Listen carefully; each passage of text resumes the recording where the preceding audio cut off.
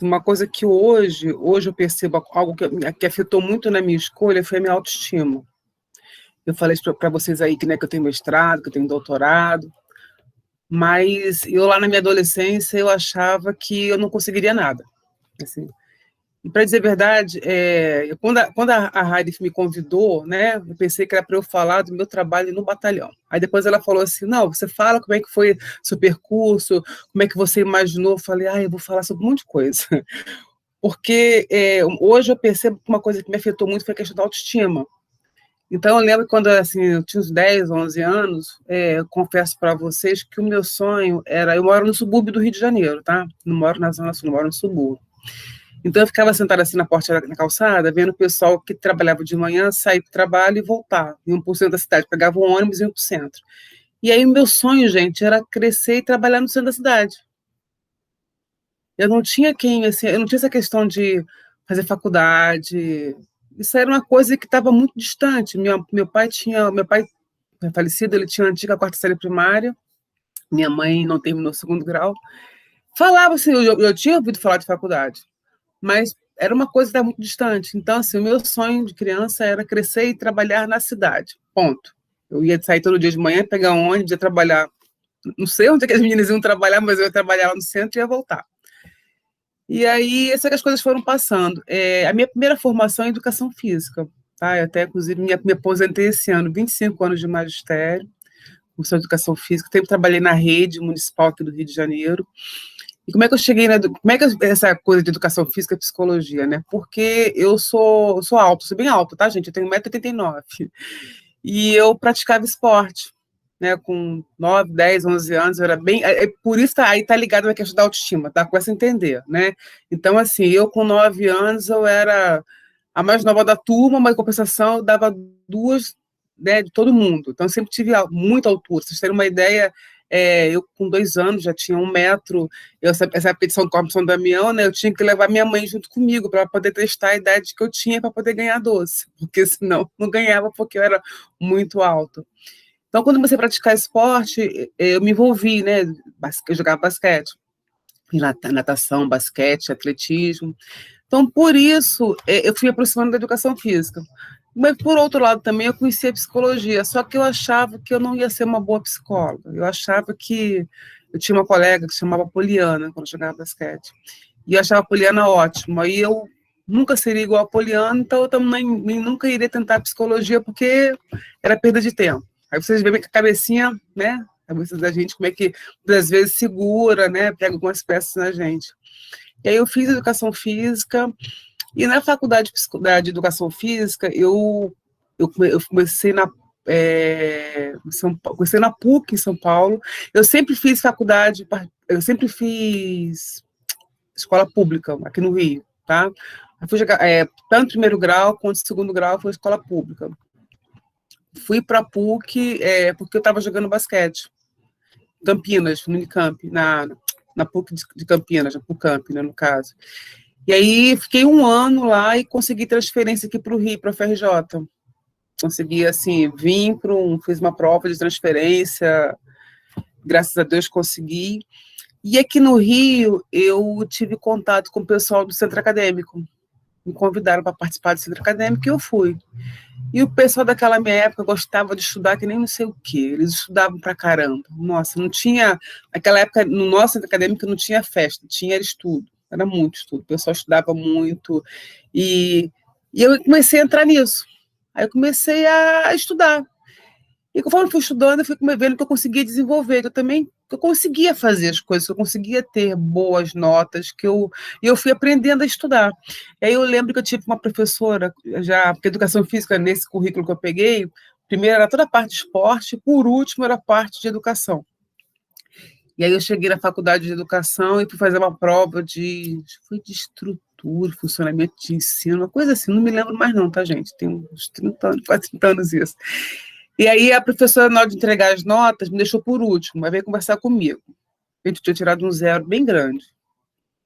Aí ela falou assim, olha, você foi mal na tua prova, mas eu percebi que você estudou. Eu fiquei como é que você me deu um 0 e disse que eu estudei? Como assim? Ela, só que você precisa desenvolver.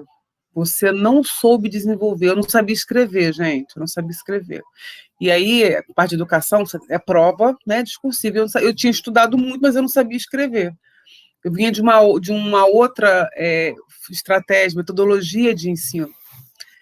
Ela sentou comigo, gente, ela sentou comigo e marcou minha prova, tinha tanto porquê, justifique, explique, complete, complemente, que não sei o quê. Ela falou, ó, você tem que fazer isso assim, leva para casa isso aqui e refaz. Levei para casa, refiz a prova, quando voltei, ela me deu um 10. Mas não me deu não, tá? Ela falou que merecia 10, mas não deu 10 não, manteve o 0. Estão me ouvindo? E aí, na outra prova, eu tive que melhorar a nota, né? Ela falou, agora você merecia um 10, mas eu já te dei 0. Eu falei, tudo bem. Mas você aprendeu. E daí para lá, gente, eu comecei a aprender, eu percebi que eu também tinha que aprender a estudar, porque não basta estudar, você tem que aprender a estudar, você tem que ver aquilo que se adapta melhor a você. E aí eu não tinha essa percepção. Né? Hoje eu já sei que para estudar, eu tenho que escrever. Eu tenho que fazer alguns esquemazinhos, eu tenho que escrever. Tem pessoas que conseguem, são mais auditivas, tem pessoas que são mais visuais, então é muito importante que cada um de nós saiba o modo como tem que estudar. Quando eu fiz esse concurso, vou dar um saltozinho, né? Quando eu fiz concurso para a polícia, assim, eu parecia uma débil mental estudando, porque assim, uma coisa que é muito importante, gente, ser aprovado não é difícil, você tem que ser classificado. Isso é da realidade. E, infelizmente, nosso sistema de ensino no país, assim, a nível de primeiro e segundo grau, não prepara para isso. Né? O negócio está meio que desconectado. Vai até um caminho, tem que ser assim. Aí, quando você atravessa a ponte, é uma realidade totalmente diferente daquela que você foi preparada no primeiro e no segundo grau. Então, quando você vai para o vestibular, sim, é importante que você também seja classificado. Que aprovado, né? Aprovado as pessoas costumam ser, o negócio é a classificação. E aí eu lembro que para esse concurso da polícia, eu tive que estudar muito. Assim, foi muito importante para mim saber como eu funcionava. Eu sei que eu tive colegas que foram fazer cursinho, e eu sei que eu não funciono com cursinho. Por quê? Porque eu não consigo. Primeiro que eu tenho um pouco de déficit de atenção, né? Começo a prestar atenção na aula, daqui a 10 minutos, aí minha cabeça já estou pensando na China, estou pensando no jantar, estou pensando na não sei o quê, e o professor falando lá, e quando eu volto, já perdi já perdi tudo. Então, assim, eu tenho que ter o conteúdo comigo e meio que reescrevo livros, e aí eu sou assim. Então, né, concurso da polícia, o que eu fiz? Não tinha, a internet não era dessa maneira como é hoje, né? Eu tive que botar o papelzinho embaixo do braço e sair batendo perna nas bibliotecas para procurar todo o conteúdo, né? E imprimir, ver, procurar para poder voltar para casa com aquele calhamaço de papel e ficar estudando. Não fui fazer cursinho, porque Alexandre, não estou dizendo que não é válido, porque eu sei que eu não funciono com cursinho. E é importante que vocês também conheçam a maneira como vocês funcionam melhor estudando. Porque pode ser bom para um, pode ser para outro. O colega quer estudar comigo, mas eu não gosto de ficar sozinho, porque se eu for estudar, eu vou começar. E é normal, não tem nenhum problema disso. Não é nada normal, é a gente se conhecer, isso é muito importante. Aí, voltando lá para a questão da educação física, psicologia, como eu comecei a aprender que eu sabia aprender a estudar, eu comecei a ver que eu funcionava, eu comecei a ter boas notas, né? Também fui amadurecendo. E aí, quando eu estava terminando a educação física, eu falei, eu vou fazer psicologia. Não sou igual a Poliana, mas sou uma psicóloga diferente da Poliana. Já estava me sentindo mais confiante. Mas olha só, olha o tempo que passou. Que nesse meio tempo eu fiz uma faculdade, mas a minha idade, né, eu já estava já com 22, 23 anos, eu estava me sentindo mais madura, mais confiante. Aí, para fazer psicologia, eu fiz psicologia na UERJ, aqui no Rio de Janeiro, uma universidade estadual, e me formei em 99. Por que fazer psicologia? Né? Nessa minha saga pelo basquete, eu convivi com muitos jovens da minha idade na época, né? Eu estou velha, mas antes, né, daquela adolescência, meninos que moravam longe de casa, então a gente conversava muito. Então, assim, eu sempre fui de conversar. Eu gostava, assim, não sou muito falante, não, mas, assim, aquela coisa de dentro de casa, ali, parar para ouvir, né? E, assim, eu ficava intrigada por determinados comportamentos, né? O sofrimento de ficar distante de casa, o que isso causava, como a pessoa sofria, E aí, e aí tinha essa colega Poliana, né, que sempre falou para mim muito dessa questão da psicologia, do que era ser psicólogo, né? Eu via a Poliana estudando e eu achava aquilo, né, legal.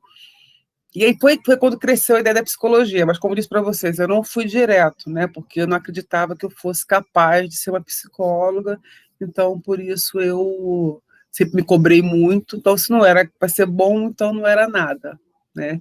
E fez educação física. Isso não quer dizer, gente, tá, que a educação física foi mais fácil, foi porque é coisa para. Você não servia para psicólogo, mas para educação física você servia. É porque eu estava naquele meio do esporte, então eu já me sentia mais confortável, né?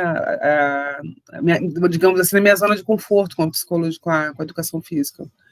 Porque hoje, né, hoje eu falo para vocês, me aposentei, como eu disse, esse ano, depois de 25 anos de magistério, eu vou dizer para vocês, é mais difícil trabalhar em escola, município, estado, né, assim, aqui no Rio, com crianças, né, com várias necessidades, do que dar aula lá para uma equipe do MOP. É mais difícil pegar aquela turminha com 9, 10, 11, 12 anos, que elas é muito mais difícil, nem se compara, tá?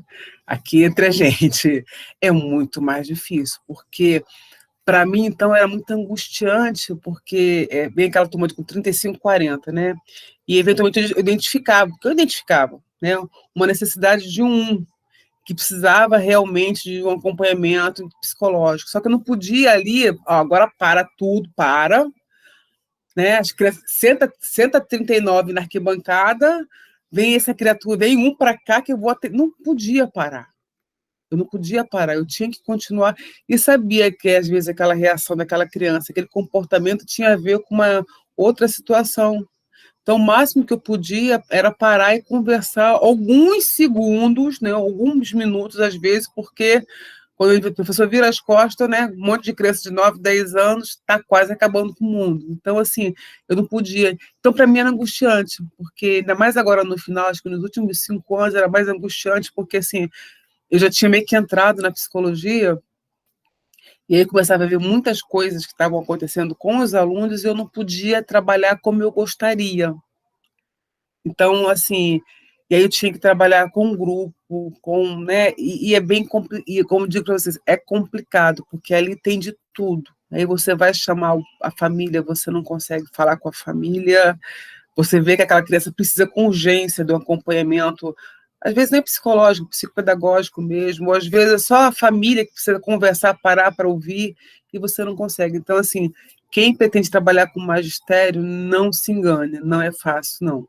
Porque você leva para casa, quer dizer, você tem que estar no contexto não só a criança, mas com uma família. Não adianta falar como separar uma coisa da outra, ainda mais que se for ensino fundamental, quer dizer, ensino, né, as classes iniciais, não adianta, você pega tudo, e é realmente muito cansativo, muito estressante. Os professores estão pedindo já suporte, porque está bem difícil mesmo, tá? Bem, vamos lá, deixa eu dar cuidado só para eu não me perder, né? Estou falando de 2 áreas praticamente. E com a psicologia, quando eu terminei a faculdade de psicologia, com quem me deparei? Bem, eu não tinha, como disse para vocês, a minha família mora no subúrbio do Rio, meu pai, eu não tinha condições de montar um consultório. Também não pensava em montar um consultório. Na época eu trabalhava já no município do Rio, no estado do Rio, tinha 2 matrículas de professor, então eu não podia pegar o que eu já tinha e falar, ó, agora vou ficar desempregada, vou começar agora só como psicóloga. Não podia. Eu precisava passar um concurso público para começar a trabalhar como psicólogo, porque eu não tinha condições de montar um consultório, não tinha condições, não podia abrir mão do dinheiro que eu já tinha, porque, né, estava investindo na questão de família para poder montar um consultório. E aí fiz alguns concursos, teve esse concurso da polícia que eu nem imaginava que polícia tinha psicólogo. Até foi meu pai que, um dia em casa, meu pai falando, você já fez sua inscrição no concurso da polícia? Eu, que polícia, pai? Ah, com a polícia vai ter concurso para psicólogo. Na época, gente, era folha dirigida, tá? Que a gente tinha que acompanhar, tinha que comprar o papel, tinha que comprar o jornal, não tinha na internet, não. Eu, mas como assim eu não vi isso? Eu acompanhava tudo, né? Aí corri na banca de jornal, comprei a folha dirigida e meu pai estava certo. Ele realmente estava sendo um concurso para a polícia. E eu não entendia nada. Como é que é isso? Concurso para polícia, psicólogo, tem isso existe? Como é que é isso? Porque na minha cabeça, naquela época, eu misturava polícia militar com polícia civil. Já tinha isso. Então, eu não sabia, para mim, né, vamos lá, o que é isso? Vamos lá ver o que é isso, porque eu tenho que trabalhar, eu preciso de concurso público.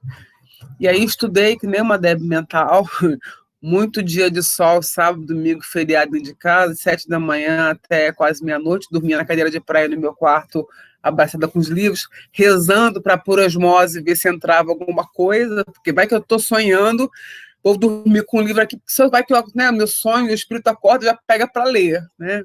E vou dizer para vocês, foram muitos dias assim, não é pouco não, tive que estudar muito mesmo, pouca coisa, minha mãe falou que eu ia ficar doida, eu falei, que eu fico doida, mas se eu entrar, tá resolvido, mesmo que eu fico doida depois.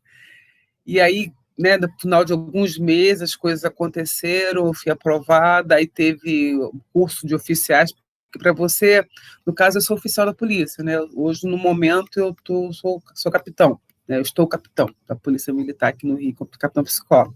Então, para você fazer o curso oficial, você tem que fazer o curso de formação de oficiais. E aí a gente brinca que o nosso curso aqui foi um tal de EPAO miojo, né? Porque normalmente esse curso dura 3 anos, o pessoal que é operacional, né? O meu curso durou 45 dias, porque a minha turma de saúde eram 500 e alguma coisa, vocês terem uma ideia, né? Que era psicóloga, médico, veterinário, farmacêutico, enfermeiro, então fisioterapeuta, uma turma imensa. Terminando esse curso, a gente foi deslocado, né? Então, assim, eu trabalhei no interior do Rio, fiquei 2 anos no interior do Rio, numa cidade chamada Campos. Aí voltei e trabalhei aqui na Baixada mais 2 anos, na cidade de Duque de Caxias, fiquei também mais ou menos 2 anos. Aí fui para uma unidade de saúde, que é o Centro de Fisiatria e Reabilitação da Polícia Militar, aqui no subúrbio da Zona Norte, aqui em Olaria. Fiquei mais ou menos uns 6 anos e pouco. E em 2011 surgiu essa possibilidade de ir para o BOP.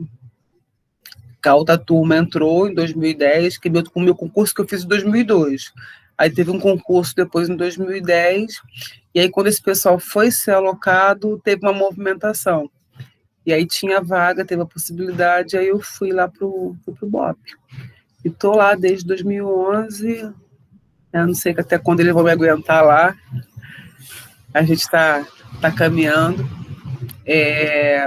Para mim, foi um desafio, né? Foi um desafio, por quê? Porque eu praticamente estou tendo que... Eu não fui a primeira psicóloga para lá, não, tá, gente? Antes de mim, teve uma psicóloga que começou lá. Teve um grupo de psicólogos civis lá, durante assim, não lá, mas que prestou algum trabalho lá, em 2004. Foi a primeira psicóloga militar para lá, que foi na época, a capitã Juliana. A Juliana ficou até 2006.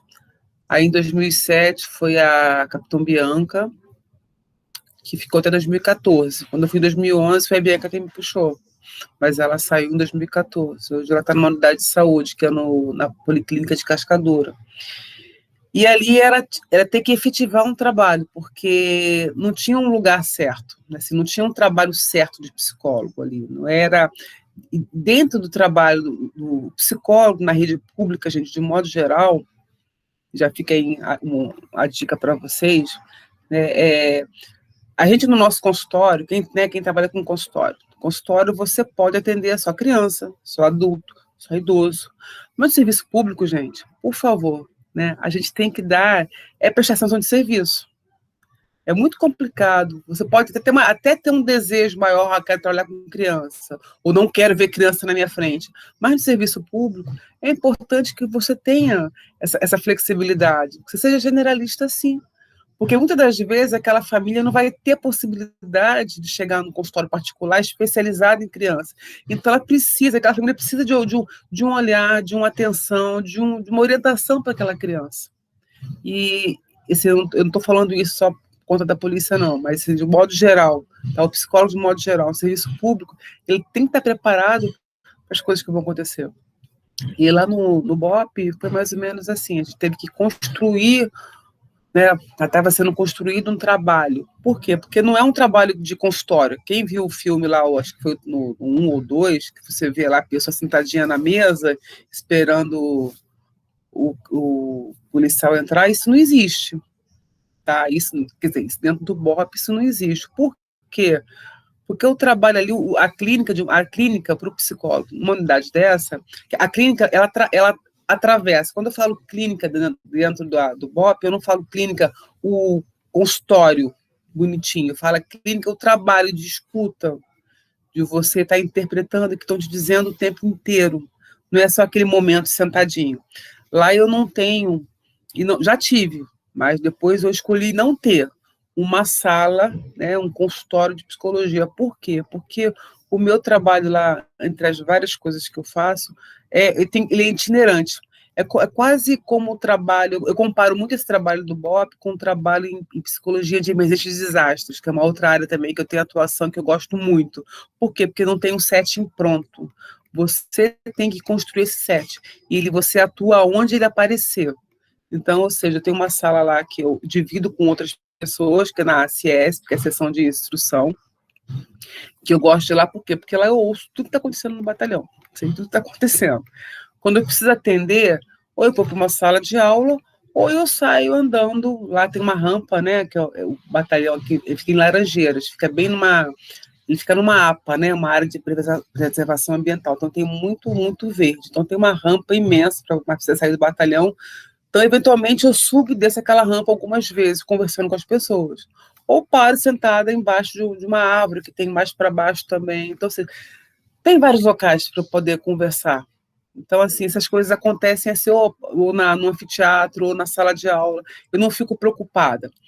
Isso faz com que eu não possa atender famílias, tá? Criança, assim, quer levar o filho, o que eu faço? Eu posso, eventualmente, acolher, dar uma orientação, mas eu encaminho para um lugar, porque eu não tenho espaço para atender uma família, assim, né, uma pessoa, digamos, regularmente, aquele modelo clínico de consultório, né, toda semana, não tem. Até porque o meu trabalho também pode variar toda semana.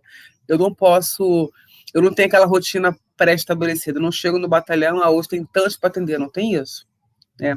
Vocês terem uma ideia, eu chego no batalhão, eu digo que a hora que eu mais trabalho é a hora do café da manhã. Por quê? Porque eu já chego, eu quase tomo 2 litros de café. Eu saio conversando com todo mundo quando eu chego no batalhão.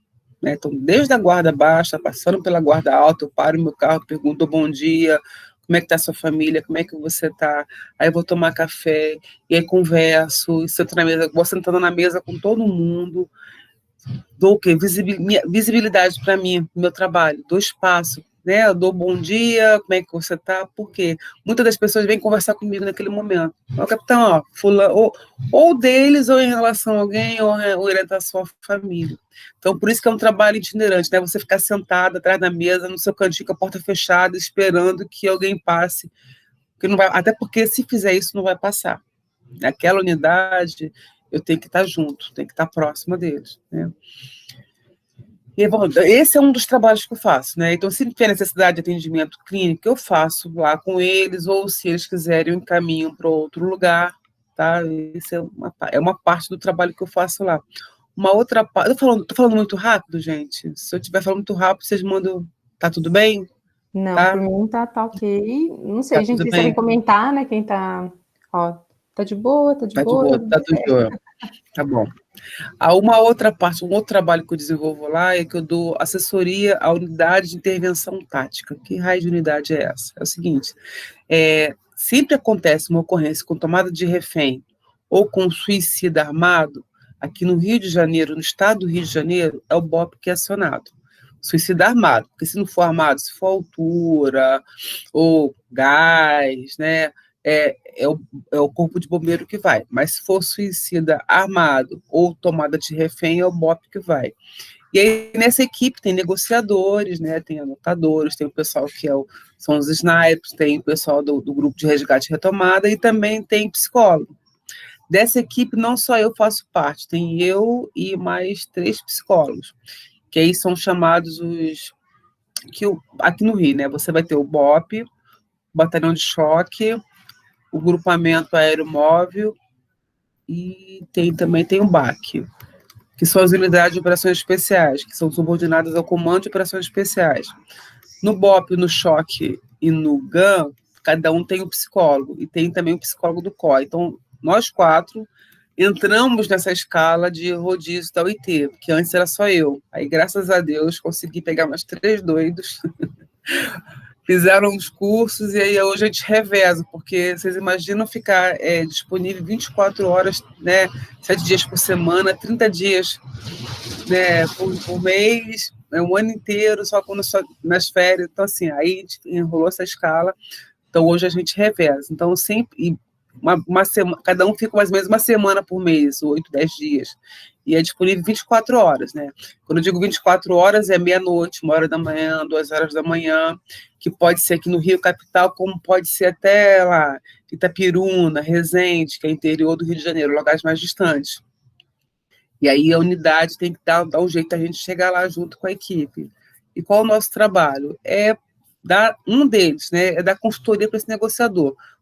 Entre parênteses, gente, todos os psicólogos têm um curso de negociação. Nós fizemos o curso de negociação, gerenciamento de crise e negociação, mas a gente não fez esse curso para ser negociador, a gente fez esse curso para entender o teatro de operações. Porque se a gente não entende, a gente atrapalha. A gente não sabe como eles funcionam, porque são 3, então, ali tem um negociador, tem um atirador e tem um GRR. Se eu não sei como esses 3 funcionam, eu atrapalho. Se eu não sei aonde eu devo ficar, se eu não sei, né, com quem eu vou conversar, falar, eu vou atrapalhar. Então, nós fizemos esse curso para isso.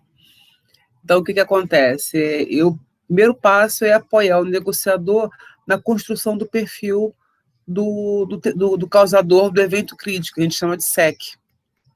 Então, como é que ele está? Se tem refém, também a gente trabalha com o perfil do refém. Qual é essa relação entre o SEC e o refém? E eu observo também o negociador, porque aí chega a equipe, já é uma outra parte também que vai afetar esse cenário. A relação do negociador com esse SEC, como é que está?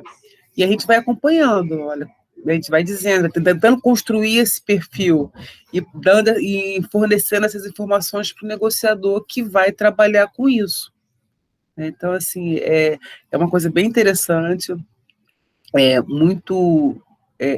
complexo isso, é interessante, mas é complexo, tem que ter muito cuidado, porque assim, tudo que você fala vai afetar decisões, e essas decisões vão afetar vidas. Então, assim, tem que ser uma coisa com muita responsabilidade, muita segurança que você está fazendo, tem que ter um compromisso de chegar nesse lugar e realmente estar focado no que está acontecendo, tem que ter um compromisso. Então, assim, não adianta ligar para você 2 horas da manhã, agora eu não posso, que eu estou com frio, tá? Não, você tem que ir, tem que ir. E às vezes também isso, hoje não, mas isso já afetou a vida pessoal também. Porque, como é que é isso? 2 horas da manhã, você está indo para onde? Estou indo para lá, mas não tem outra pessoa para ir no seu lugar, está chovendo, está frio, né? Aí tem que manobrar isso também. O que eu, Alexandra, fiz, né? Quando começava a ter essas reclamações, né? Mas você vai, não sei o que, tá? Eu falava, olha só, pensa o seguinte, se fosse no caso, meu esposo, tá, gente? Estou falando dele. Se fosse a tua irmã, se fosse uma filha, uma sobrinha sua, essa situação, você não gostaria que a instituição mandasse o que ela tem de melhor para poder fazer esse resgate, para que ela saísse com vida? Então, é isso. Hoje em dia eu já sei, quando ele olha para mim, né, eu olho para ele, já sei, podia ser minha filha.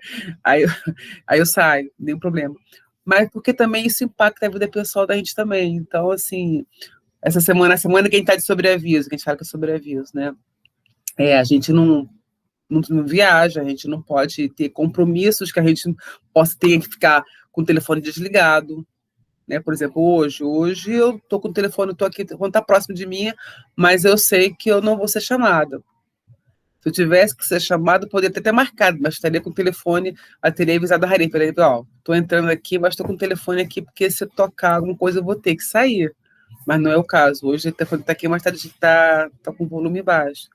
Então, assim, esse é um dos trabalhos que a gente faz. O outro trabalho lá também, gente, eu estou falando muito, né? Qualquer coisa que vocês quiserem perguntar, é avaliação psicológica para os cursos, né? Então, tem o CAT e tem o COESP. Então, o psicólogo também participa da avaliação psicológica. Só que a gente não reprova, né? A gente indica ou contraindica. Por situações, né? Porque os 2 cursos têm características diferentes. O COESP é aquele do filme, né? Que são 45 dias mais ou menos. O CAT é um curso já menor, não, o COESP, 45 dias não, o COESP é aquele quase por 4 meses.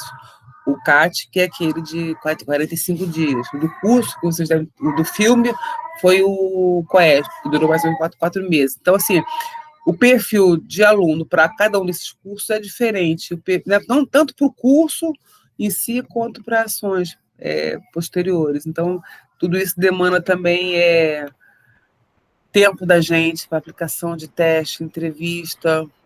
Aí eu também conto com a ajuda dos colegas também. E aí, não sei, gente, acho que vocês estão me perdendo. O que você... Vamos lá.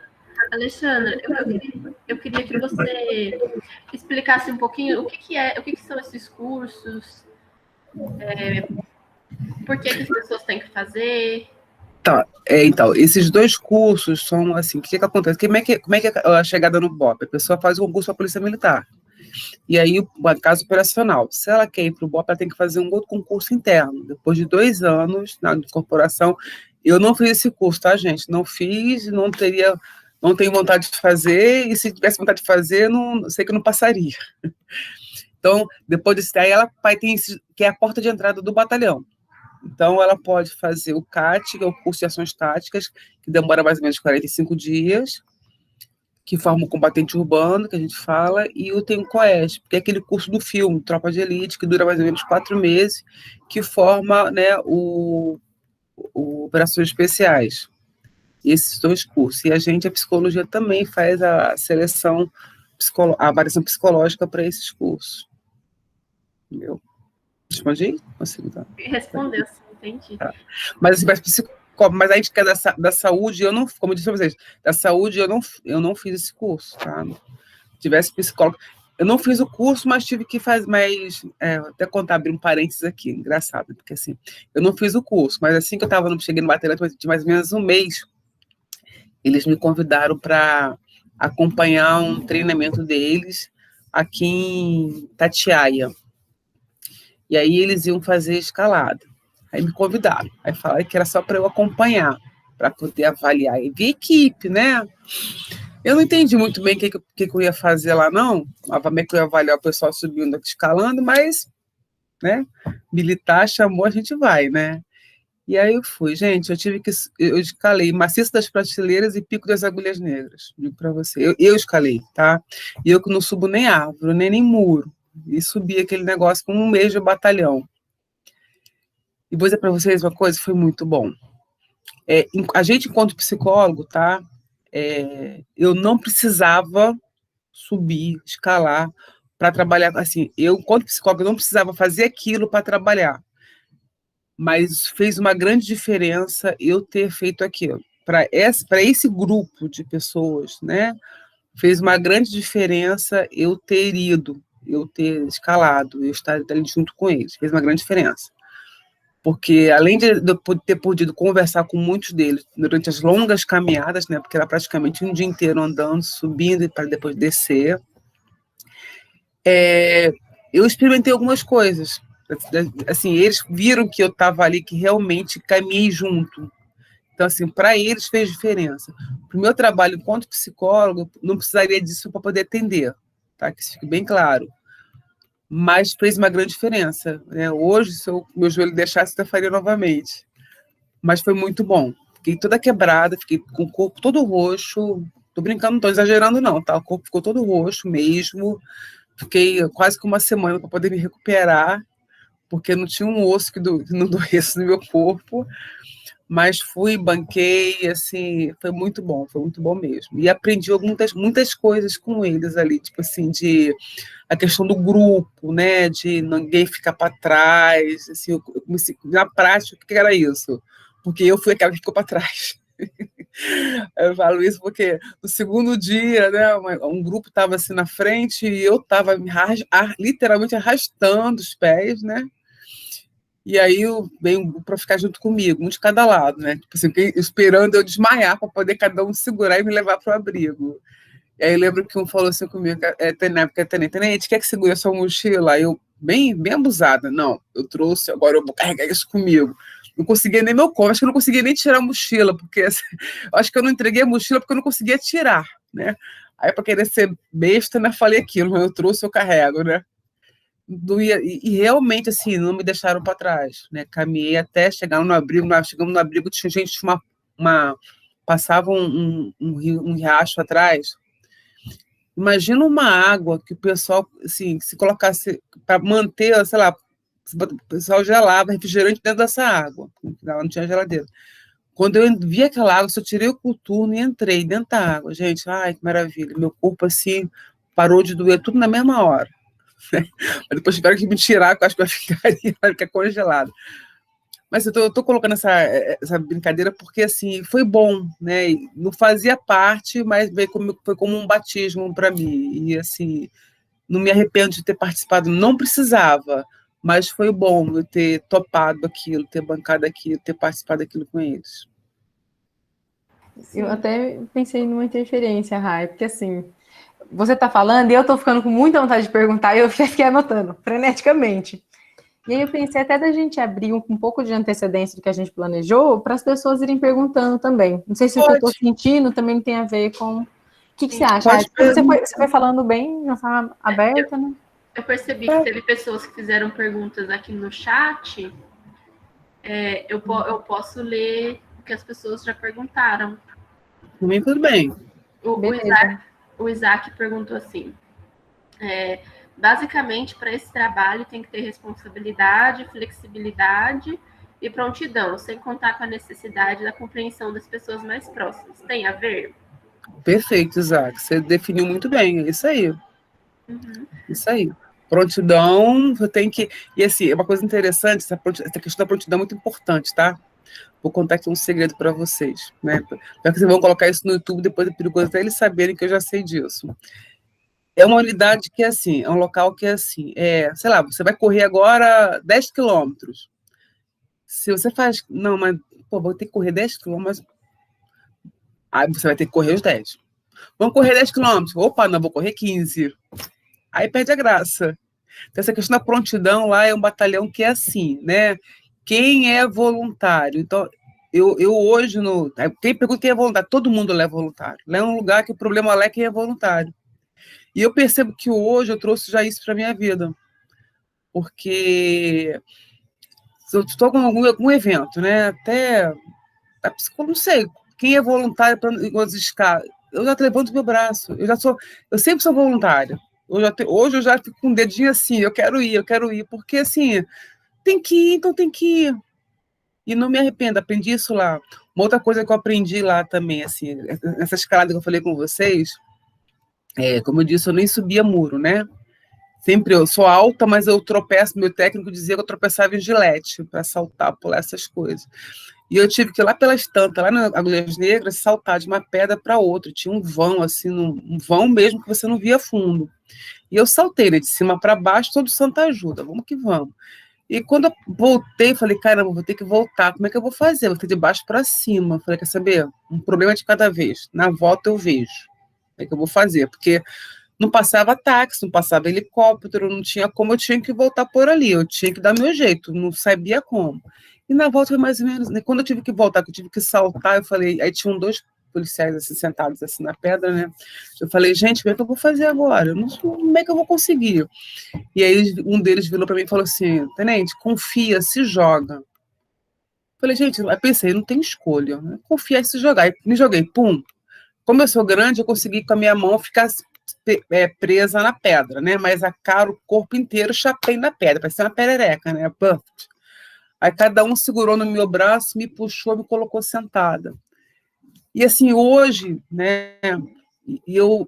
Foi 2011. 2011 eu não tinha terminado, eu estava no meio do doutorado. Eu sei que de lá para cá, eu sou uma pessoa muito, assim, eu tenho dificuldade para falar. O que vocês estão vendo aqui, eu falando hoje com calma, sentada desmaiando, tudo isso é uma construção minha, porque eu sempre tive muita vergonha, muito medo, passei por muitas situações constrangedoras quando eu era criança, de pessoas, assim, situações que para mim foram traumáticas.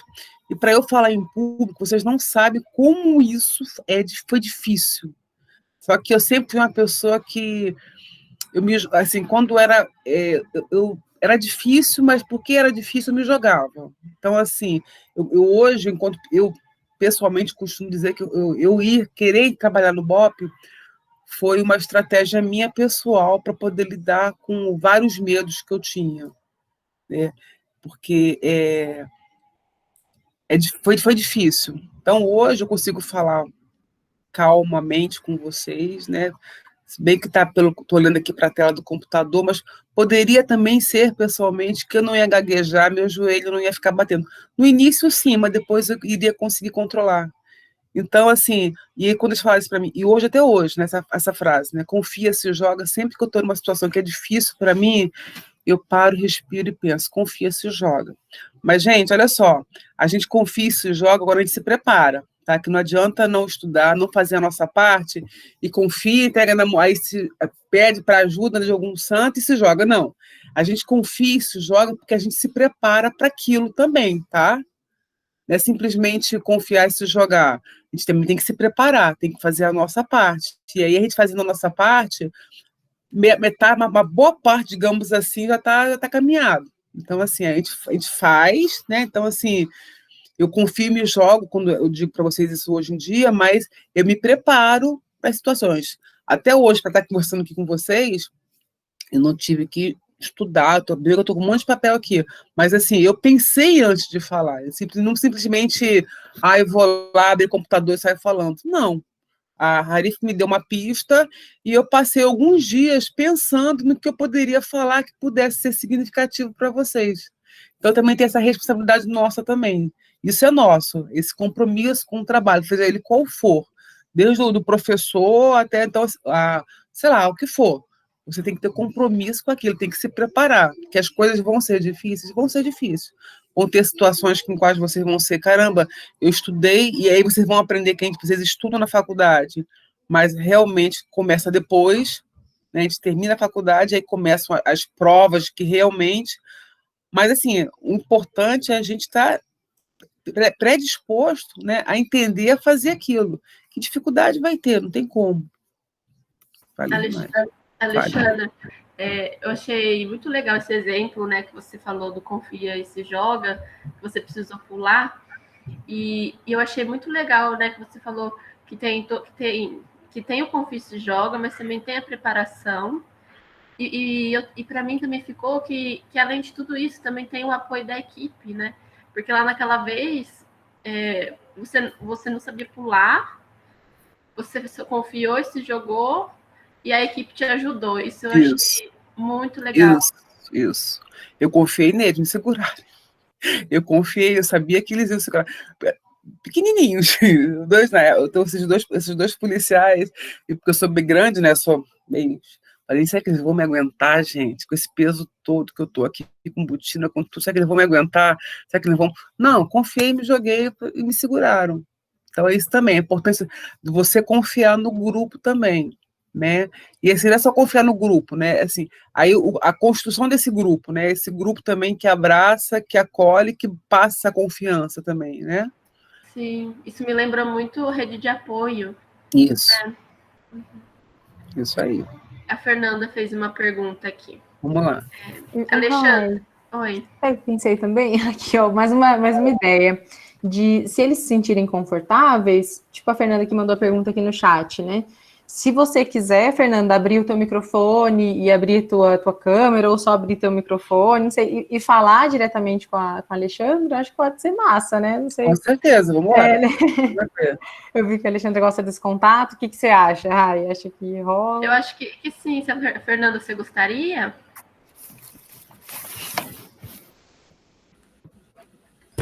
Aí. Oi, gente. Oi, Fernanda. Dá sim, tá legal. Às vezes fica meio ruim aqui, mas então tá.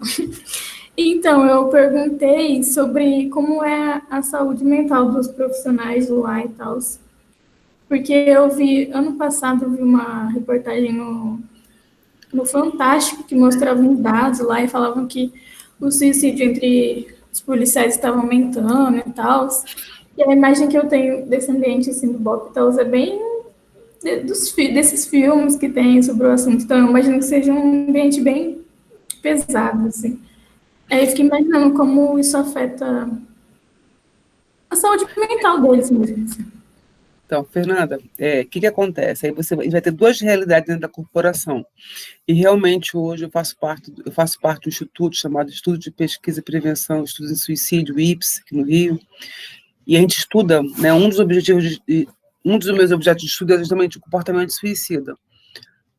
A gente realmente, não só na polícia aqui do Rio, mas em todo o Brasil, né, infelizmente, vem aumentando mesmo as notificações do comportamento suicida.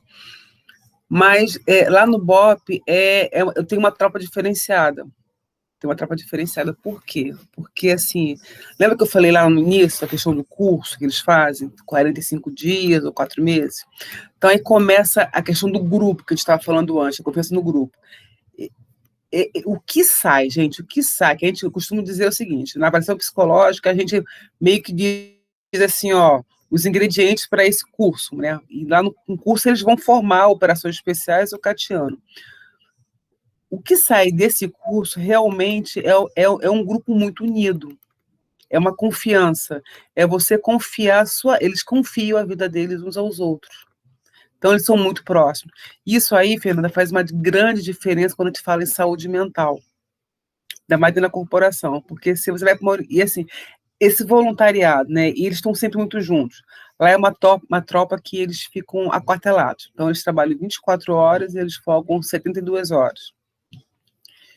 E aí você vê em relação a equipamento, material, lá a gente tem psicólogo, tem médico, tem dentista. Então, assim, eles têm um suporte. Né? A unidade em si também é uma unidade que ela oferece quadro esportivo, ela oferece academia, ela oferece salão de jogos, né? Então, isso aí faz uma grande diferença. Né? Mas, assim, mais importante do que isso, né, essas benesses que eu falei em relação à parte material, é a relação do grupo, né, que é uma coisa que a gente prima muito e tem se esforçado muito para poder manter, porque isso aí a gente fala em saúde mental. Em 2010, foi lançado um livro aqui, não, em 2016. Em 2010 foi feito um estudo com a professora Deise Miranda, do pós-doutorado dela, que ela estudou suicídio na Polícia Militar aqui no Rio. E aí, em 2013, ela lança a gente constrói o GEPESP, que era um grupo de estudo em suicídio, em parceria com a UERJ, o Laboratório de Análise da Violência. E em 2016, a gente lança esse livro, Por que Policiais se Matam?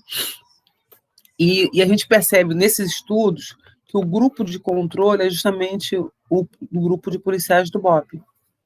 Né? Ou seja, o adoecimento mental nessa tropa ele é muito menor, porque as relações deles são muito fortes. Por exemplo, eu tenho, se algum deles tem alguma dificuldade, ele não vem falar comigo, um colega deles vem falar comigo. Então, fulano, presta atenção, está acontecendo isso. Então, eles se cuidam, e só vem falar comigo depois que eles mesmos, um grupo deles, já tentaram várias maneiras. Então, eles se observam, eles se apoiam. Você tem uma ideia, eu lembro de policiais que falavam assim, poxa, capitão, eu cortei cabelo, minha mulher nem percebeu, mas fulano percebeu. Porque eles ficam tão próximos. Então, assim, tem esse grupo muito forte. Então, assim, é diferente. Tem, sim, infelizmente, tem aumentado o suicídio dentro da Polícia Militar, de modo geral, mas o BOP é uma tropa diferenciada. Então, em relação a isso, não vou dizer para vocês que lá não tem estresse, que lá nunca teve ninguém com depressão, ansiedade, não. Se eu falasse isso é mentira. Mas, comparado com os outros policiais da corporação, é diferenciado, porque é a questão do treinamento. Então, assim, não só o curso dessa liga, mas a questão do treinamento. Então, uma tropa que está sempre treinando. Você está preparado para uma ação, porque, assim, o estresse, de modo geral, o estresse existe, né? Não tem como falar que o estresse é estresse. Né? E não tem como um policial não ir para a rua com um certo nível de estresse. Por quê? Porque senão ele morreria. Se ele for para a rua pensando sei lá, na borboleta, pensando na árvore, respirando no fundo, ele vai morrer. Então, ele tem que ir para a rua ligada. Então, ele vai com nível de estresse. O problema do estresse é quando ele fica durante muito tempo muito alto. Ele pode causar adoecimento. Então, assim, tudo bem? Mas lá não. Então, assim, quando você sabe o que você vai fazer, esse estresse ele diminui, porque aquilo a gente costuma dizer que é na memória muscular. Agora, quando você não sabe o que você vai fazer, você não confia no seu equipamento, você não conhece o ambiente que você está atuando, você não conhece bem o seu parceiro, tudo isso faz com que o seu estresse aumente. E aí também tem uma outra questão que eu costumo dizer, o seguinte, a questão da seleção, né? Se a seleção para o ingresso na polícia, se essa seleção não é bem feita, você vai ter as consequências disso lá na frente. Por quê? Uma coisa é a pessoa que ela tem um perfil, né, e aí vem os traços de personalidade, né, para essa profissão. A outra coisa é aquela pessoa que faz o concurso que está desempregado, mas não tem um perfil compatível. Porque, gente, não é todo mundo que, assim, vai adoecer, mas você, por exemplo, você vê um colega se levando um tiro na cabeça, né, e seu corpo fica coberto de massa encefálica. Teu colega do lado leva um tiro nas costas, no peito, e o coração dele sai pipocando na tua frente, você sai catando o coração dele. Tem quantos de nós, né, veríamos isso com uma certa frequência e não adoeceríamos? Como é que é isso? Não tem como não adoecer. Só que uma tropa que ela tem um grupo forte, ela é mais coesa, ela tem um certo preparo, ela é continuamente preparada, ela tem um suporte maior, ela vai demorar mais a adoecer, digamos assim. Ela se cuida mais, ela demora mais a adoecer. Não que ela não vai adoecer. Contrário é a outra que não tem esse suporte, a tendência é que ela adoeça com mais facilidade. Então, a seleção também aí, a importância da seleção para as funções aí. E eu queria perguntar como que é quando eles adoecem, assim, porque dá para perceber que o dia a dia, a profissão deles acontece bastante violência, né? Como essa que você citou, experiências traumáticas. Mas quando adoece, que tipo de doença? Porque lá do BOP. Isso, E como que vocês lidam também? Como que eles lidam? Assim, doença. Se for uma doença, como eu disse, tem psicólogo no batalhão, tem médico no batalhão, então, assim, quando eles ficam doentes, o médico já entra em cena. Por exemplo, hoje mesmo teve uma pessoa que teve um acidente de moto. Acho que foi o carro que colidiu com a moto. Né? O médico já entrou no circuito, já sabe como é que ele está, já está em casa agora. Eu vou ligar amanhã para saber como é que ele está. Então, tem todo um acompanhamento. O batalhão lá também tem. Esse é um outro diferencial, a gente também fecha. Né? Então, essa parte de saúde também dá todo o suporte. Médico, psicólogo, dentista, né? Eventualmente, para vocês terem uma ideia, quando alguém vem a falecer, né, o batalhão todo se fecha também para aquele evento. A gente dá um suporte para a família, desde o sepultamento, né, de estar indo lá avisando o que está acontecendo, né, com orientações posteriores, acompanhamento da família, tudo isso. Então, a família tem esse suporte. Quando vem isso, pega licença, o médico vai ligando, vai sabendo se está no hospital, vai lá, a gente vai lá visitar também, deixar da corporação, a gente telefona, está em casa, a gente telefona. Então, assim, tem esse cuidado também, isso também é muito importante. Entendi. Então, além da coesão do grupo, que é muito importante, tem também todo o apoio da equipe, né? Tem, a gente também fez, isso da saúde também fecha, não é assim, né? Tem um grupo deles, né? Os caveiras, tem um grupo de operações especiais, tem um grupo operacional, mas a equipe que está de saúde também está próxima também, fecha junto. A Bela Petri fez uma pergunta aqui no chat. Você gostaria de falar, Bela, pelo microfone? Ou eu leio aqui do chat?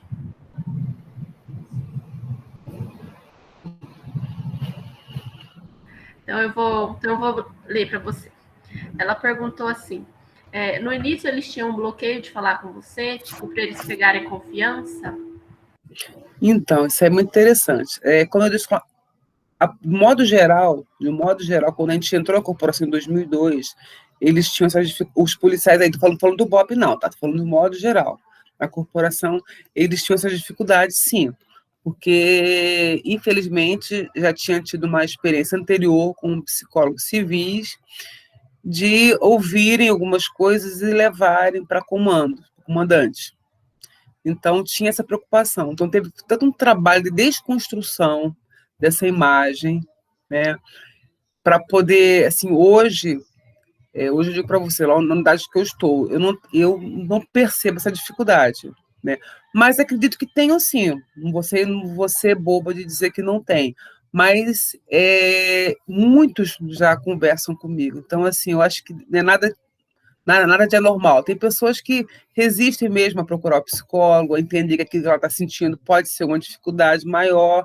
Acho que dentro tudo normal, porque procuram. Hoje em dia eles procuram mesmo. E assim, procuram tanto que eventualmente pode falar na sala que eu estou perto de outras pessoas, às vezes eles pedem para sair, mas assim, pode ser para eles, pode ser uma orientação para um familiar, para a esposa, para o filho, né? Então, assim, eu não vejo essa resistência, assim, forte, não, fugir de mim. Mas aí lembra, gente, o trabalho que eu faço, né? Eu tomo 2 litros de café. Bom dia na guarda, bom dia na guarda alta, guarda baixa. Eu circulo, porque se eu ficar sentada, né, atrás de uma mesa, com certeza ninguém ia me procurar. Ainda mais com a tropa com esse perfil. Ninguém ia me procurar. Tem que ver quem está misturado e embolado. Alexandre, queria tirar uma dúvida também, que eu fico uma coisa na cabeça, tá? Uma imagem aqui, né? De você contando, de repente ele vê eu parei ali também, né?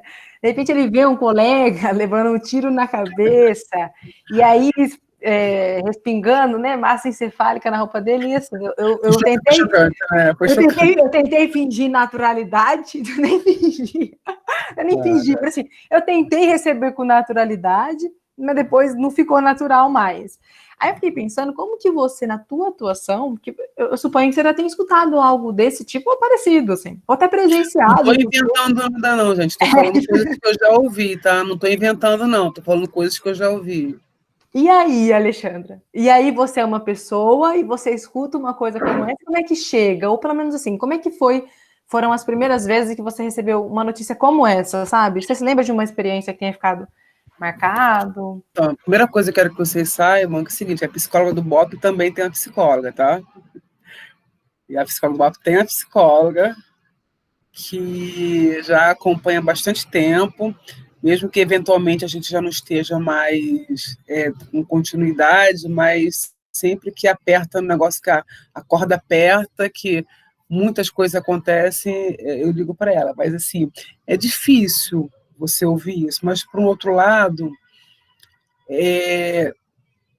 quando você ouve isso de um policial, é porque ele está confiando em você, ele está sofrendo muito. Ele está sofrendo muito para ele falar isso, e ele confia em você.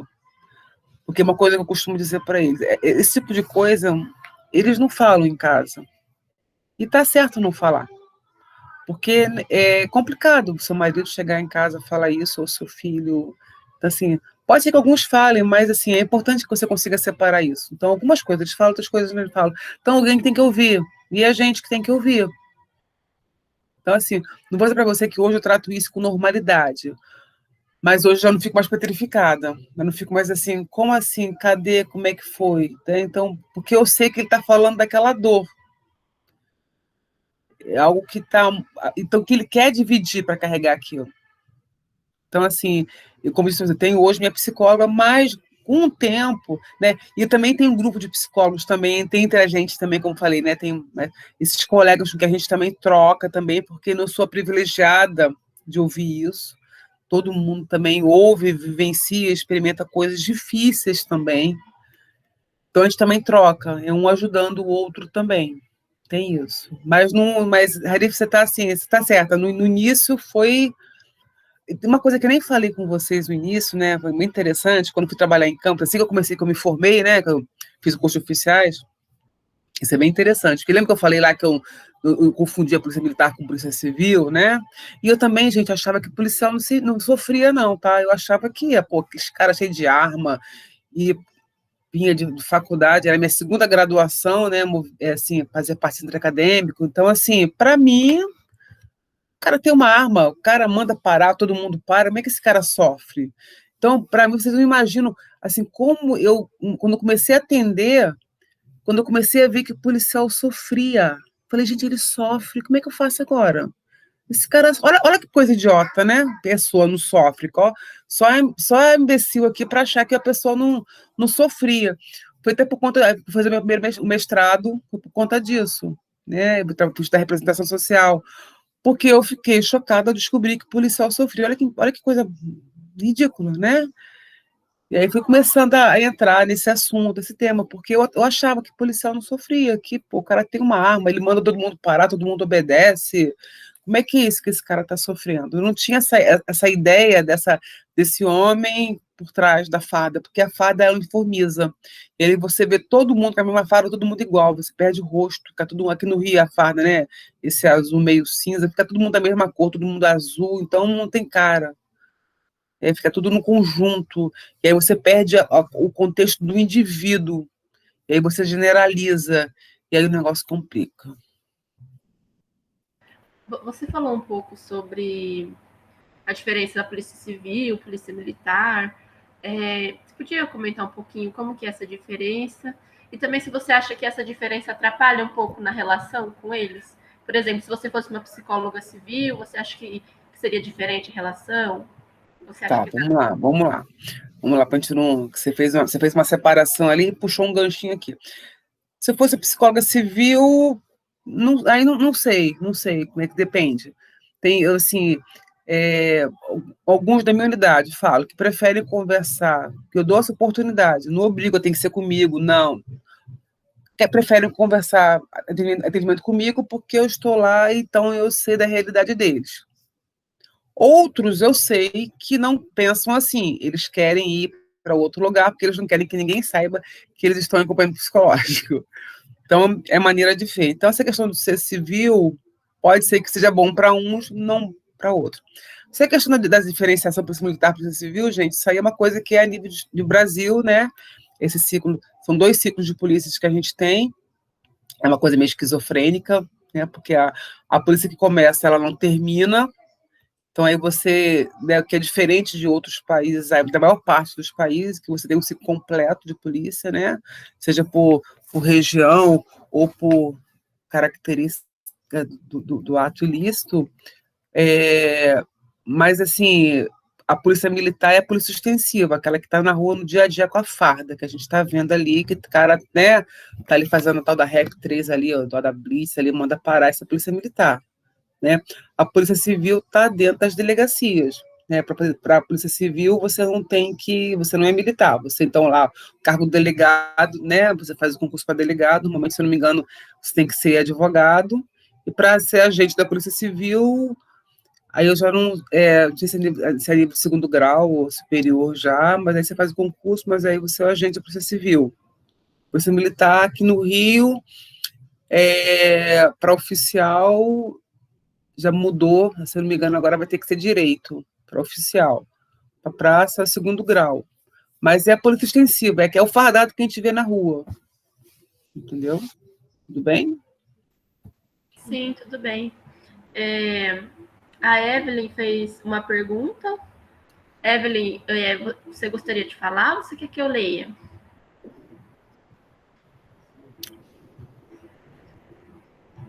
Só tá a fotinho dela aqui. Eu acho que eu vou ler, então.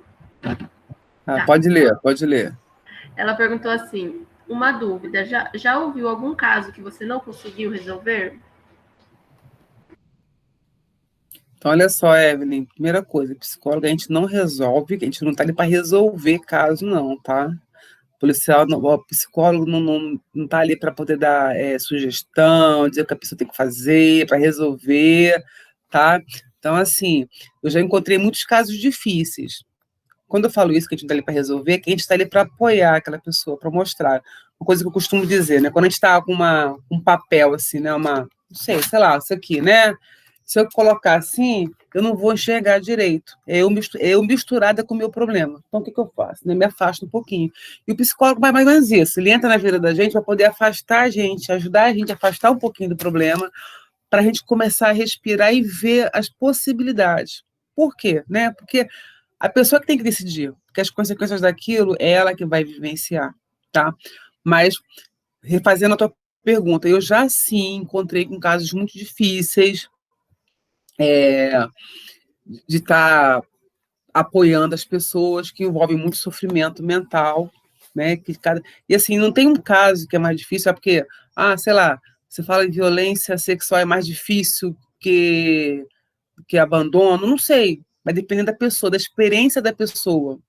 Porque, às vezes, uma pessoa duas pessoas com a mesma situação. Para uma é muito difícil, para outra aquilo está tranquilo. O que pode ser um evento traumático para uma pessoa, não necessariamente é para outra. Então, assim, é esse tipo de coisa que a gente tem que estar observando, tá? Então, não tenho, mas já passei por casos de fato de pacientes de não melhorarem, Já tive uma paciente que não melhorou o quadro dela, ela ficou bem mal, ela já estava mal, continuou bem mal, não foi. Então, você tem que estar atento a isso, mas só cuidado em relação a isso. Psicólogo, a gente não vai resolver nada, porque você tentar fazer isso, você vai ficar frustrada, doente, e não vai dar certo. Tudo Aí bem? me vem mais uma dúvida, que também é meio que nisso, assim, que a Evelyn colocou, né, como se fosse resolver. Mas eu fiquei pensando nas mediações de comportamento suicida, que você disse, né, às vezes chega a ser até no caso que o BOP atende, é quando está armado, né, uma tentativa de suicídio armada. Isso, aí no isso. E aí? Como E é aí, que é? lembrando que nesse contexto aí não seria mediação. Aí aqui no Rio, a gente trabalha com negociação mesmo, né? Negociação no sentido de porque tem a questão dos conceitos, tá? Por isso que eu nem vou tentar ir.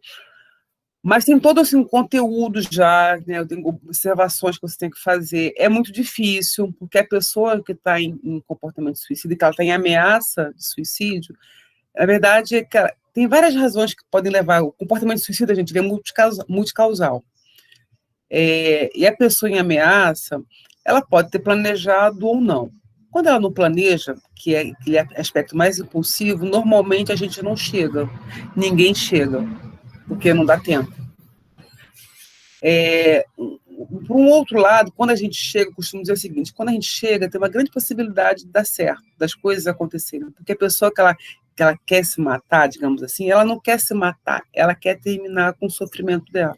Ela tem uma dor que ela não consegue dar conta, uma dor muito grande, tão grande que ela sente no corpo já.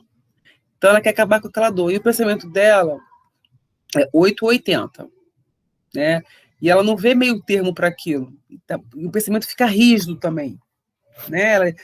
Então, assim, é difícil, mas quando o negociador tem consciência disso, já sabe esses conceitos, como é que está esse cognitivo dela, como é que está esse afeto dela, já fica mais fácil para caminhar. Tem coisas que a gente sabe que a gente tem que observar quando você chega num ambiente desse, tem coisas que você não pode falar, tem coisas que você tem que buscar informações sobre aquilo. Então, assim, é difícil. É difícil, sim, tá? E a responsabilidade da toda a equipe, não só do psicólogo, né, de estar acompanhando isso. Respondi, Arif? Não sei. Hein? Respondeu, sim. Eu queria conseguir montar um cenário, assim, na minha cabeça, sabe? De como acontece. Respondeu, sim. Entendeu? A gente observa, desde a comunicação não verbal, a comunicação verbal. A postura dele, aonde está, se ele está com refém, ele não está com refém, porque às vezes você pode ser uma tentativa, assim, uma pessoa que quer matar alguém, quer se matar, que é diferente daquela que quer só se matar. Né? E como é que está isso? Ela tá com que arma? Está com uma arma de fogo, está com uma arma branca, né? E o que ela está falando? O que ela quer? Ela quer alguma coisa? Mais ou menos um mês, pouco atrás, a gente teve uma ocorrência aqui no Rio desse tipo. Um rapaz fez a esposa de refém aqui na Tijuca.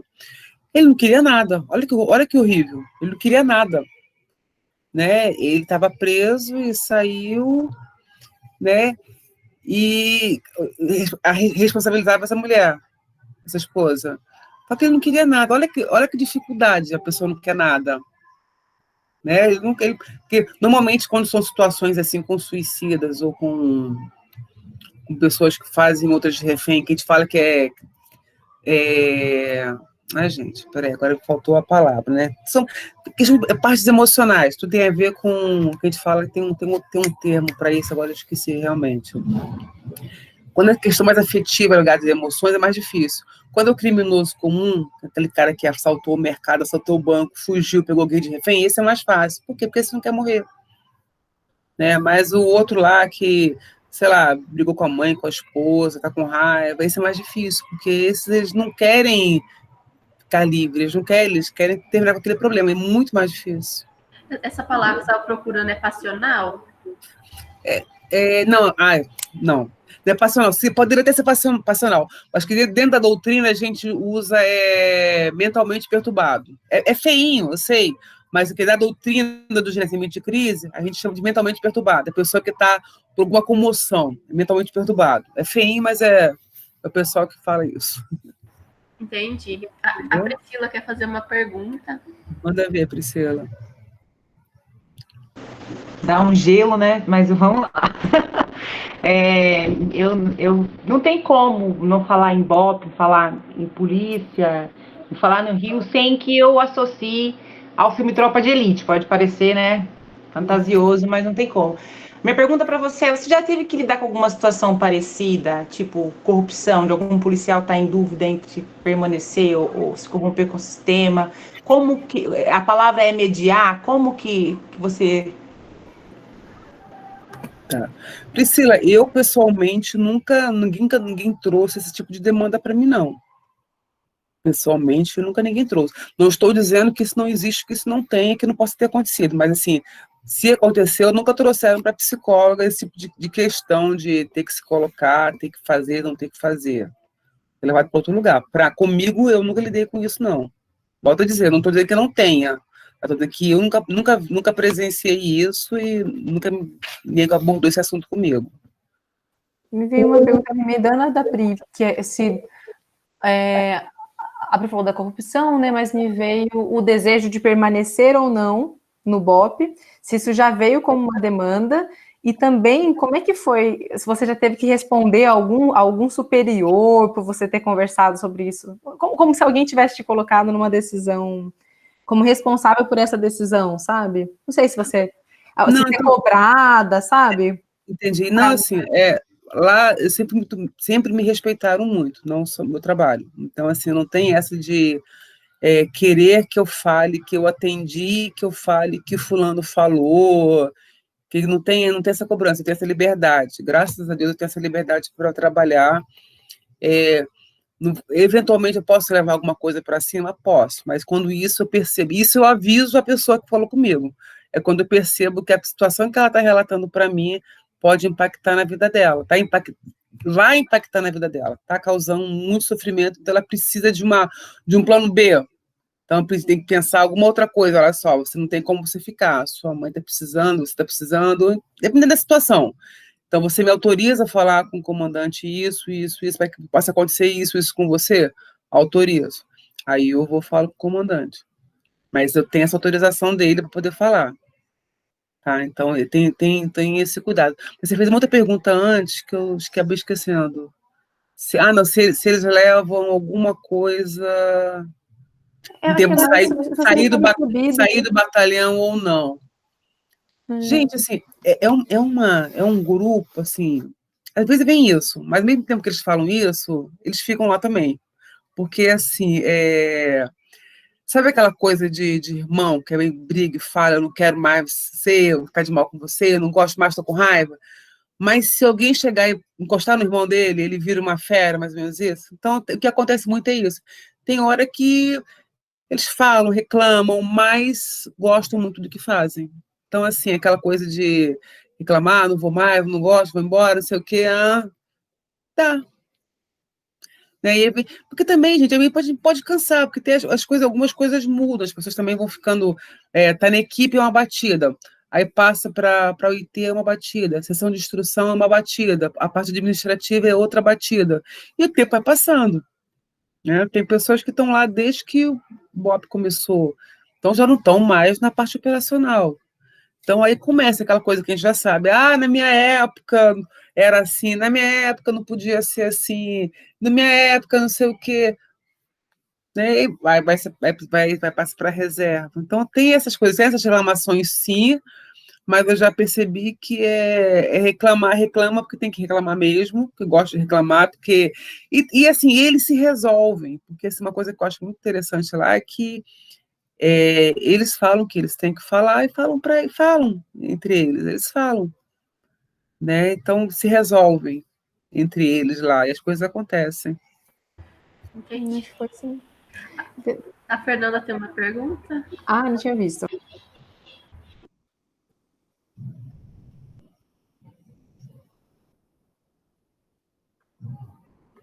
Ih, gente. Oi.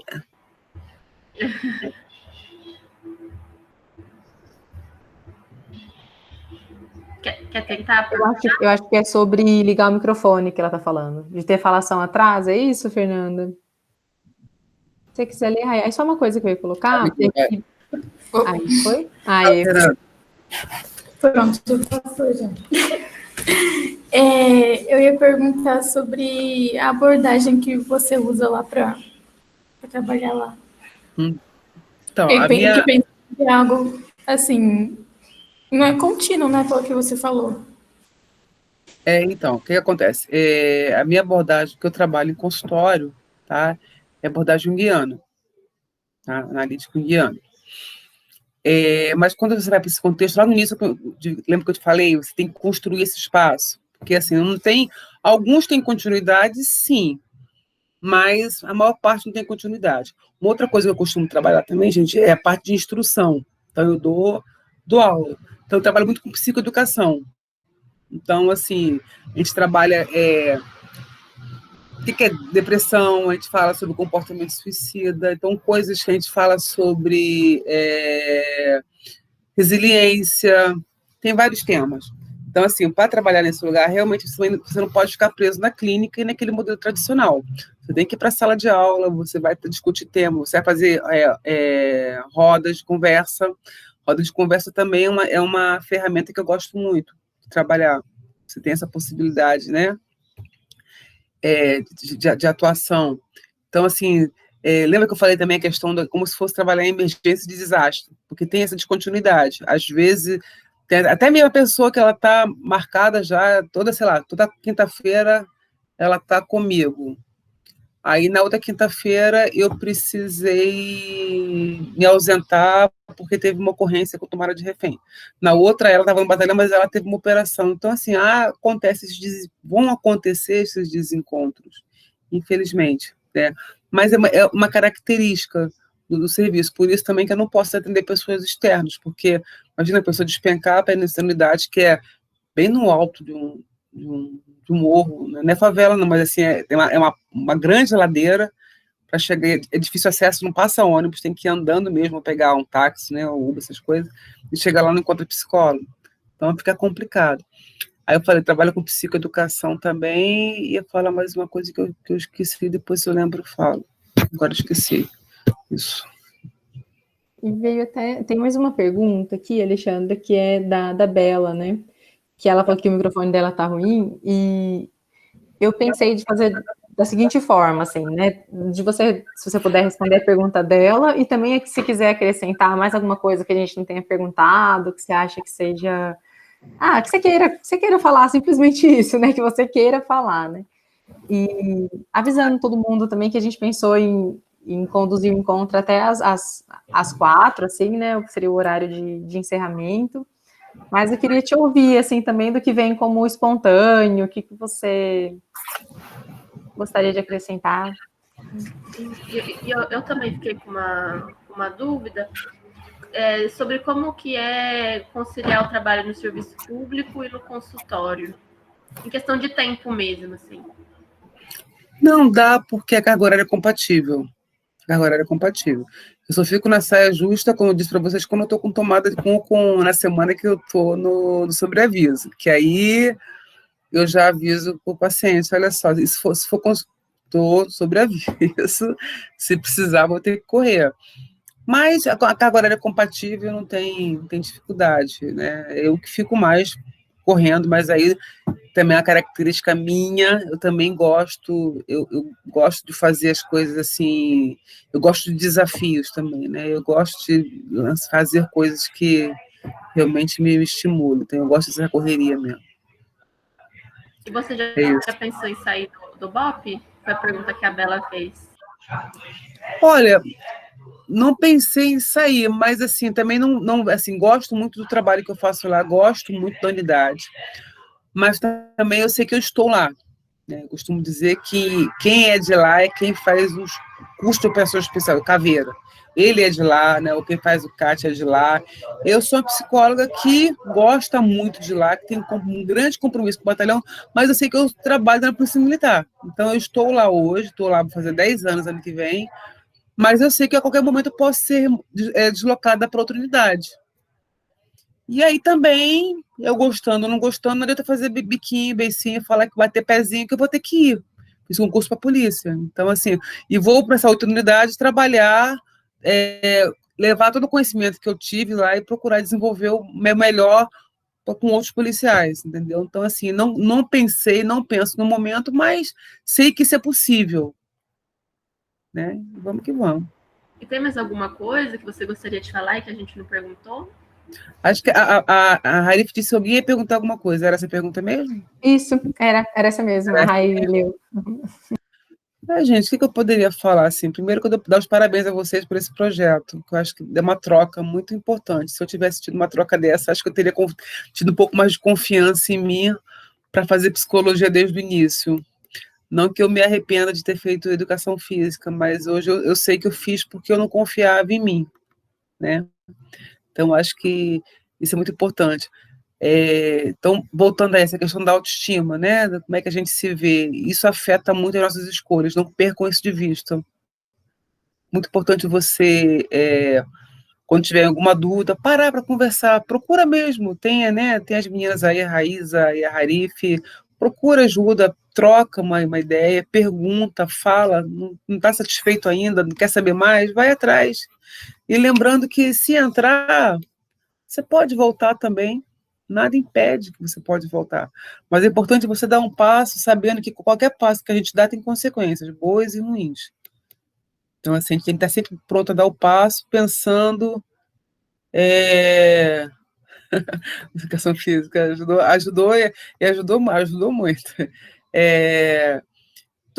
Toda ação nessa é importante que a gente pense, né, mas não é a consequência daquilo. Porque essa consequência vai impactar na vida da gente. Então, se a gente não quer, né, o que a gente quer? O que você quer hoje para a tua vida? O que você quer hoje? Não é a longo prazo, não. Não estou perguntando o que você quer com 30 anos, não, né? Eu achava, quando eu tinha 9 anos, eu achava que com 30 eu já estava casada, um monte de filho, porque eu estava muito velha, gente, ninguém merece, né? Então, não é com 30, não. O que você quer para a tua vida daqui a 1 ano, daqui a 2 anos? Vai indo de pontinho em pontinho, não precisa projetar quando eu me aposentar. Não precisa quando você aposentar. Pensa daqui a 1 ano, 2 anos, o que você quer fazer? E foca naquilo, porque uma coisa que eu vejo, tem gente que fala assim, deu sorte, que bom. Sorte tem muito a ver com determinação, você com seu compromisso, né? Você quer uma coisa, você tem que ter compromisso com aquilo, né? Porque não basta confiar e se jogar no grupo. Eu confio no grupo, né? Esse grupo está me dando apoio, né? Muito bom, estou me ajudando a estudar, a escolher uma profissão. Mas não é só confiar, né? Confiar em você também. Então, para isso, tem que sentar, tem que abrir mão de algumas coisas. Isso faz parte da vida, né? Para você conseguir alguma coisa, eventualmente, para você ir para a direita, você abre mão de ir para a esquerda. Para você sentar, você abre mão de ficar em pé. Isso é normal, né? A vida é feita de frustrações também. Frustração não é coisa ruim, não. É normal, faz parte da vida. Para você ter uma coisa, você tem que abrir mão de outra. Então, assim, e aí você que vai ter que avaliar isso. O que você quer abrir mão, para o que você quer, do que você vai abrir mão. O certo é que não dá para conseguir tudo. Isso aí é só doido que acha, né? Vou falar assim, desculpa a brincadeira, mas não dá para ter tudo ao mesmo tempo, não. Você vai ter que abrir mão de alguma coisa. E continue se empenhando. Acho legal, hoje, no sábado à tarde, né? Um grupo de pessoas aqui, de jovens, que poderiam estar em outro lugar. Não se esqueçam disso, vocês poderiam estar em outro lugar, tá? Fazendo, de repente, sei lá, não sei, coisa mais agradável que a ver a Alexandra, aqui a Raíza, a Arif aqui, né? 3 psicólogos aqui, e vocês escolheram estar aqui. Então, isso também, para mim, isso já diz um pouco do compromisso, da responsabilidade de vocês, porque sábado à tarde tem um monte de coisa para fazer na televisão, aí, em videogame, em shopping, e vocês escolheram estar aqui. Então, isso mostra para mim o compromisso de vocês. Continuem em frente, é isso aí. Pode fazer pergunta assim, Bela. Pode fazer.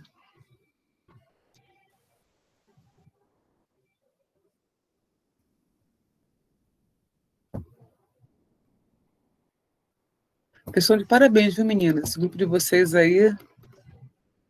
Já, Bela, já me vi em situação, mais de uma situação de risco. Minha mãe quase infarta. Minha mãe quase se estressa aqui. Liga para mim, eu estou vendo aqui, é você? É, mãe, sou eu. Já, de vez em quando, eu consigo me colocar em umas situações dessas, sim. Tanto por ter que dar notícia de ter que ir em alguns locais, eventualmente, de essas situações com tomada de refém, mas, assim, não chega nem aos pés do que eles enfrentam, tá? Mas, assim, para mim, enquanto psicóloga, são situações arriscadas, né? Eu tenho um risco considerável, mas, ao mesmo tempo, confio neles, confio muito, né? Então, assim, mas eu gosto, né? Eu acho. Eles vão ficar com a ideia péssima de mim, mas eu tenho que confiar. Assim, não é que eu gosto, assim, isso é arriscado, eu tenho compreensão disso, mas assim, isso não impede, porque eu sei que é importante que eu tenho que fazer também. Mas assim, o meu perfil se adapta a isso. Lembra quando eu falei lá atrás que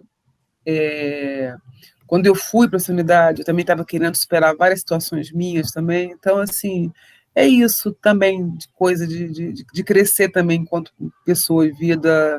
Não é que todo mundo tem que sair por aí se arriscando, não, mas estou enfrentando de alguma maneira os meus medos, né? Estou conversando com vocês. Uma outra coisa que eu, há muito tempo atrás, por situações que eu passei na adolescência, eu tinha muita dificuldade com adolescente. No início da minha profissão como professora de educação física, imagina só, professora com dificuldade com adolescente. Então, assim, haja terapia na veia, gente. Muita terapia na veia. E hoje eu trabalho tranquilamente com adolescentes, com jovens adolescentes. Então, assim, vamos que vamos. Eu achei engraçado também que eu tinha notado você falando que teve até um momento que você pensou que trabalhar com crianças era mais difícil do que trabalhar com corporações. Mas gente, me aposentei esse ano. Falo para vocês, é muito mais difícil, porque vem a família. Às vezes nem com a criança tanto, mas tem a família que às vezes está por trás, não te dá apoio nenhum. E aí tudo que você faz ali, sei lá, no meu caso, educação física, 50 minutos, 1 hora, vem a família e desfaz. Então, você está vendo que aquele reforço, que aquele comportamento de reforço que a família está dando, não vai dar boa coisa. Isso porque eu estou 25 anos de magistério, quase, quer dizer, 25, né? Mas eu tinha 28 anos de magistério. Dentro com experiência na corporação, que aí você também que eu troco muito com eles, converso muito, em termos de comunidade. Eu trabalhei em comunidade, então você está vendo que aquele reforço não vai ser bom para aquela criança. Você está vendo que a família está dando. Então, isso é muito difícil. Sem contar que você manda ficar quieto, ninguém te obedece, né? Batalha é mais fácil, né? A capitã mandou, né? Não, tô brincando. Pronto, né? Meus alunos bem espertinhos. Ai, Alexandre, É isso, gente. a gente vai encerrando bem num clima de ai, que vontade de tirar mais uma curiosidade. Aí tem tanta curiosidade, fica essa, como fala, insaciedade, né? Fica, nossa, imagina, e tal situação, ela e tal, fica, pelo menos eu tô saindo assim, né? Saindo com essa gostosura, assim, sabe, da curiosidade. É bom, é muito bom.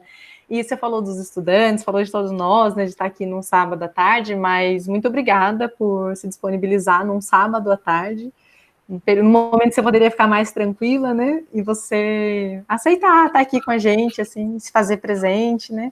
Muito obrigada, fiquei muito feliz, até com a facilidade com que você aceitou o convite. Eu fiquei pensando, mas foi tão fácil que eu fiquei pensando assim. Ela estava tão disponível com a causa que eu pensei, meu Deus, que simples, né? Assim, facilita as coisas, né? Facilita. Naquela semana, quando você ligou, você fez contato comigo, se fosse para aquela semana, eu não tinha como. Mas aí você falou, não, você não sabe, pode ser depois. Eu falei, não, aí fica tranquilo. Naquele contexto eu não poderia. Mas como você me deixou no sábado, né, então, maravilha. Aí ficou mais tranquilo. Porque a questão de data às vezes aperta, né? Sim, mas mesmo assim, a tua disponibilidade, que eu acho que vai para além da disponibilidade da agenda, sabe? Para além de o sábado estar livre, você se mostrou muito disponível até aqui na conversa. Obrigada. Podem encontrar comigo, se precisar de qualquer coisa, tá? Podem estar me chamando aí. Eu fico muito... Só não me proponho a ser uma voluntária de vocês, porque não tenho condições mais, tá? Aí, assim, depois de der um tempinho, vou passar para você o link do IPS, para você ver, né, que a gente trabalha, nós temos um projeto chamado Escola que Previne, que a gente está levando esse trabalho para as escolas aqui de Duque de Caxias, trabalhando com a questão do comportamento suicida dentro das escolas, né, comportamento, incluindo aí também a questão da automutilação. Então, bem interessante. Depois, se vocês quiserem conhecer também, acho que vale a pena. Ai, muito bom. E até, eu quero sim, pode mandar. E aí tem o pessoal tá comentando, né? Muito bom, foi muito bom te ouvir, foi um prazer te ouvir. Muito obrigada pelo tempo de vocês, que me ajudou muito para tirar diversas dúvidas. Então, o Paulo, a Bela, a Pri também comentando, a Fernanda. Muito feliz, pessoal. Então, Te agradeço mesmo. acho que foi muito bom. E até pensando numa coisa que você falou, né? Que é a importância do grupo, um espaço para lidar com as questões, até que não são diretamente relacionadas à vida profissional, mas que tem a ver com a nossa vida pessoal mesmo. A gente tem um espaço de sexta-feira, eu queria reforçar aqui com o pessoal também, que é um espaço de escuta, que é uma conversa, que a gente faz a mediação, né? Então, de sexta às 16h30, das 4h30 às 18 horas, se os estudantes se sentirem confortáveis com isso. Quando você falava assim, ó, a coesão do grupo, um espaço, né, que eles se sentem, que não se sentem sozinhos, assim, um espaço onde eles podem confiar. Fiquei pensando, poxa, a gente não pode esquecer de falar também do UFA, que é esse espaço que a gente está promovendo no Salvaguarda, né? Para conversar mesmo e falar dessa dificuldade no processo de estudos e tudo mais. Então, por mim, eu vou encerrar te agradecendo muito, agradecendo todo mundo que está aqui. Muito obrigada pela confiança na gente também, confiança no Salvaguarda. E espero vocês nos próximos encontros, que vão acontecer uma vez por mês, no sábado. Quer falar Beijo grande, pessoal. Rai? Não, eu só quero agradecer a vocês. Rai, pode falar. Eu também, eu só quero agradecer a você, Alexandra, todo mundo que participou. Foi uma conversa muito legal. Eu aprendi muita coisa que eu não sabia. Adorei tudo que você falou. Achei que foi muito bacana mesmo. Tá joia, então, gente. Obrigada pelo convite mais uma vez, tá? Fiquem em paz. Força total aí, tá? Beijo grande para vocês. Tchau. Tchau. Tchau, gente. Beijo. Até mais. Tchau, tchau. Tchau. Tchau, tchau, tchau. Beijo, tchau, obrigada. Beijo, tchau. Ô, Rara, você quer parar a gravação? Nossa, é verdade. Tchau, Evelyn.